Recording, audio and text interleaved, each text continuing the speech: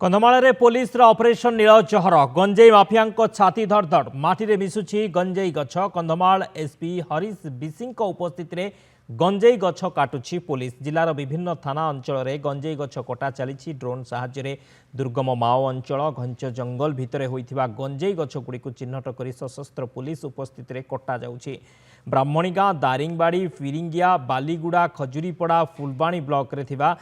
थाना अंचल गंजेई चाष को मूलपोच करने को लक्ष्य रखा आसंता मार्च मास पर्यंत गंजेई गछ कटा अभियान चालू रहिबो। वर्तमान सुधा प्राय 4000 हेक्टर अधिक अंचल गंजेई गछ कटा सरिला जार आनुमानिक मूल्य 40 रु 45 कोटी टंका हेबो। आगामी मार्च 2026 सुधा जिले में माओवादी मूलपोच हेबो बोली कहिसेंती एसपी। कंधमाल जिले में आम नवंबर 4 तारीख टू आम स्टार्ट करूँ गांजा चाष डिस्ट्रिक्शन एवं पर्यंत we have cut around 4000 acres of गांजा